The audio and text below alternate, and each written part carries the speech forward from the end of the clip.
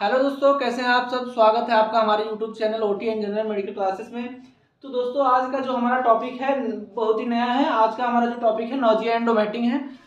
आज हम बात करेंगे नोजिया एंड वोमिटिंग पे कि इसमें नोजिया और वोमिटिंग में इसका कारण क्या होता है, क्यों होता है और नोजिया वोमिटिंग क्या होता है, किन कारणों से होता है और इसके जो लक्षण होते हैं कौन कौन से होते हैं और इसकी जो ट्रीटमेंट होती है, इसका उपचार होता है, इसका इलाज होता है वो क्या होता है, ये हम आज बात करेंगे।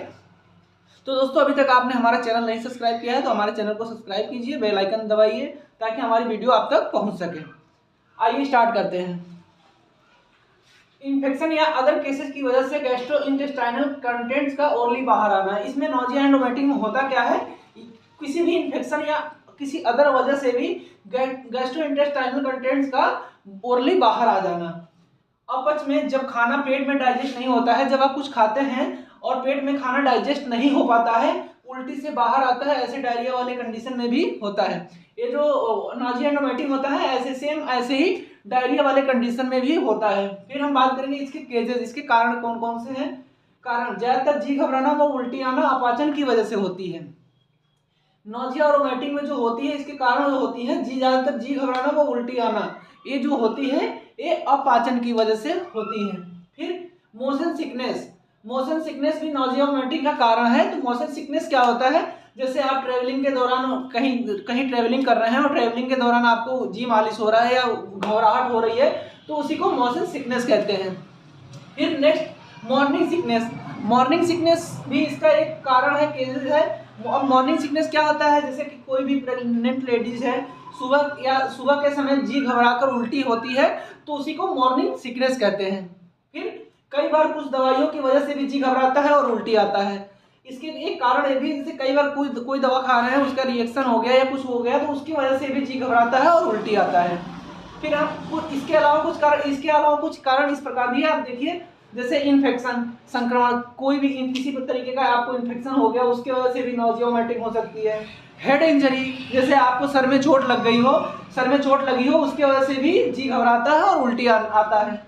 फिर इंटेस्टाइनल ऑब्स्ट्रक्शन, मतलब जो आपकी आंत है, आंतों में जैसे रुकावट हो जाती है तो आंतों में रुकावट की वजह से भी नोजिया वोमिटिंग होता है। फिर फूड पॉइजनिंग, आपको अगर फूड पॉइजनिंग हो जा रहा है तब भी जी घबराता है और उल्टी आता है।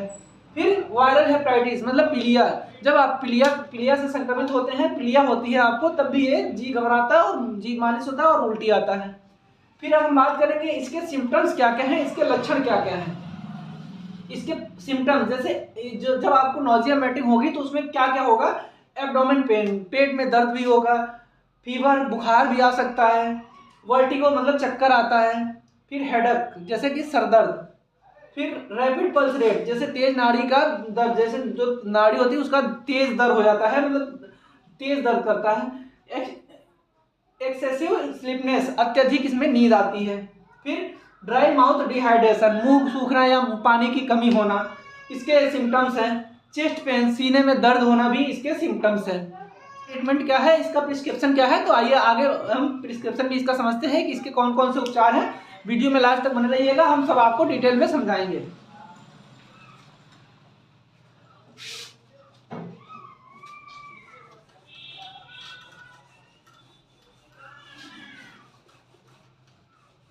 नोजिया एंड वोमिटिंग का ट्रीटमेंट के बारे में, इसका प्रिस्क्रिप्शन के बारे में।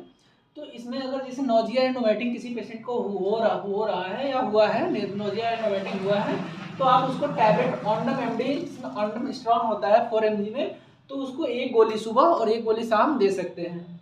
फिर capsule Pantop DSR 1 capsule OD, मतलब दिन में 24 घंटे में एक बार, सुबह खाली पेट आप इसको एक कैप्सूल भी दे सकते हैं। सिरप पेंटॉप MPS आती है, 2 चम्मच सुबह और 2 चम्मच दोपहर, 2 चम्मच शाम, ये सिरप को आप दे सकते हैं। अगर इस ट्रीटमेंट से अगर आराम नहीं मिलता है तो फिर इंजेक्शन एमसेट 1 एम्पूल BD, मतलब एक एम्पूल इंजेक्शन आती है जो 2 ml की आती है, तो एक एम्पूल सुबह और एक एम्पूल शाम दे सकते हैं। और फिर उसके बाद से इंजेक्शन रैंटेक, जिसको एसिलॉक बोलते हैं, 1 एम्पूल सुबह और 1 एम्पूल शाम में भी इसको दे सकते हैं। अगर नोजिया एंड वोमिटिंग के दौरान अगर पेट में दर्द की भी शिकायत हो तो उसमें इंजेक्शन एक्वाडोल स्पास आती है, जिसमें एसिक्लोफेनिक एंड डाइसाइक्लोमिन आती है। तो इसका जो एक्वाडोल स्पास होती है, इसका कॉम्बिनेशन होती है एसिक्लोफेनिक एंड डाइसाइक्लोमिन। तो एक एम्पुल IM दे सकते हैं, इंट्रामस्कुलर आप दे सकते हैं, दिन में 1 बार या 2 बार भी दे सकते हैं ज्यादा दर्द हो तो। फिर टैबलेट जीरोडॉल इस पास आती है, इसमें एसिक्लोफेनिक एंड रोटावेरिन आती है, इसको भी आप एक टैबलेट सुबह और एक टैबलेट शाम दे सकते हैं। फिर अगर प्रेगनेंसी के दौरान नोजिया एंड वोमिटिंग हो, जैसे कि अगर कोई भी लेडी अगर प्रेगनेंसी है, उसको अगर प्रेगनेंसी के दौरान नोजिया एंड वोमिटिंग हो तो उसमें टैबलेट प्रेगाडॉक्स दे सकते हैं, जिसमें डॉक्साइक्लिन और पैरिडॉक्सिन और हाइड्रोक्लोराइड एंड फॉलिक एसिड होती है। एक टैबलेट आप शाम को रात में सोते वक्त दे सकते हैं। फिर इस दौरान अगर नहीं आराम मिलता है, अगर प्रेगनेंसी के दौरान उसको इस टैबलेट से अगर नहीं आराम मिलता है, तो आप उसको इंजेक्शन बियॉन्ड 12+ आती है, जिसमें विटामिन B1, B6, B12 होती है, तो एक एम्पुल IM रात में या कभी भी दे सकते हैं आप उसको। फिर इंजेक्शन पेरिनॉम दे सकते हैं, एक एम्पुल सुबह शाम।